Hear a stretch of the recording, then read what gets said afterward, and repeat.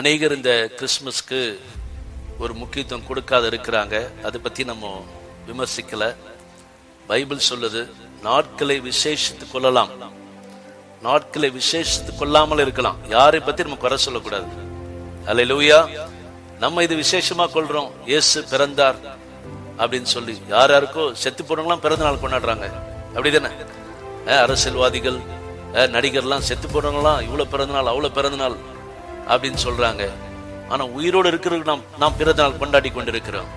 இயேசு இந்த உலகத்திலே பிறக்கவில்லை, அவர் வந்தார். அதுக்கு முன்பதாக ஒரு வார்த்தையாகிய தேவனாய் இருந்தார். இப்பொழுது அவர் பரலோகத்தில் நமக்காக பரிந்து பேசிக் கொண்டிருக்கிறார். இருளில் உதித்த வெளிச்சமே, பிரகாசிக்க செய்யும் பேரொளியே, ஆதியில் வார்த்தையாய் இருந்தவரே, மாம்சமாய் உலகில் வந்த